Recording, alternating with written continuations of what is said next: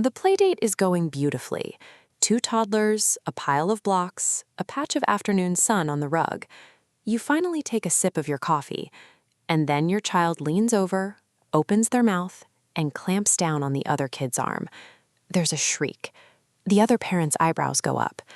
In that hot, mortifying moment, it feels like your child is mean or broken, or that you failed some invisible test of parenting.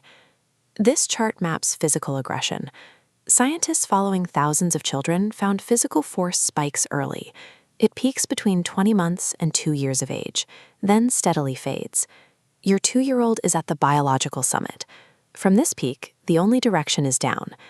The aggression curve fades because of this second line, language acquisition. There is a perfect inverse relationship here.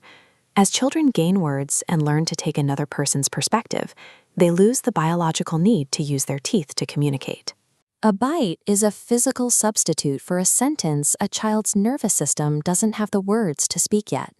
It is the body saying, "That's mine," or "I'm scared," or "You're too close." Your role is to act as an interpreter. If we view the bite as a message rather than a malfunction, our job is to listen to the feeling and provide a better tool to express it. Almost every toddler bites in a predictable scenario. If you look for the pattern, you'll find these moments usually stem from one of 4 specific places. The first is physiological. Incoming molars create a deep, aching pressure in the gums, and biting down on something firm brings physical relief. The solution is redirection. Offer a chilled teething ring or a cold washcloth so the urge has a safe target. A sensory cup shows a second trigger. Providing heavy physical play meets this need before it overflows into a bite. The third trigger is frustration. The gap between a toddler's huge feeling and limited vocabulary makes the emotions spill out through their teeth. Finally, there is the bite of total overwhelm. Too much noise, too much hunger, or too much fatigue can cause a system failure. It's like a phone overheating and shutting down.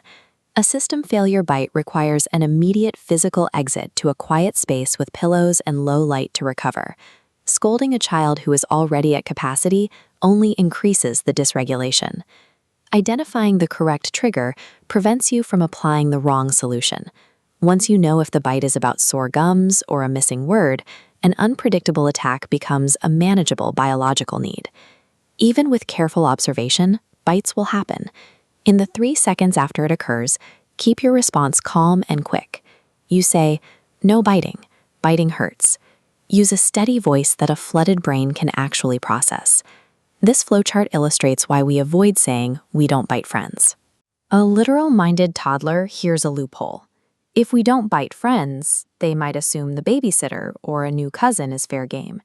Keep the boundary absolute. We don't bite. Your next move relies on the economy of attention.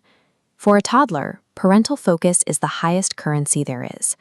They view even an intense, angry lecture as a highly desirable reward. To change the behavior, you have to flip the currency. Turn your back on the biter and direct all your physical warmth, medical checking, and eye contact strictly toward the child who was hurt. This purposeful shift starves the biter's brain of the intense attention they were seeking. The lesson lands without a single harsh word. Biting yields less connection, not more. Once everyone is calm, return to the biter to hand them the specific word they needed. "You really wanted that truck. I won't let you bite." Next time, say "mine" or "stop." You are removing the reward of attention and supplying a vocabulary word instead. Over time, the child learns that words get them what they want, while biting results in the loss of your focus. There are a few common instincts that actually make the biting stage longer. One of the biggest is biting the child back to show them how it feels. A toddler cannot reverse engineer empathy from being hurt by their protector. As this feedback loop shows, biting back simply teaches the child that aggression is an acceptable tool for big people to use when they have a problem. We also avoid labeling a child a biter. When a small child hears a label attached to them repeatedly, they eventually wear it as an identity. They start to live up to the very behavior you are trying to stop.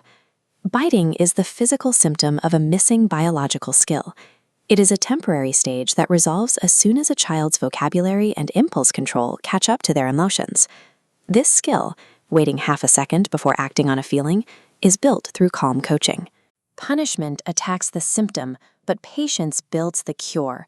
A calm response actively grows the neurological pathways that make biting permanently unnecessary.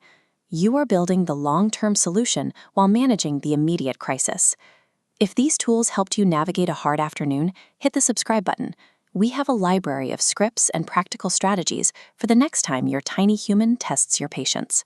Give the video a like to help other parents find it, and I'll see you in the next one.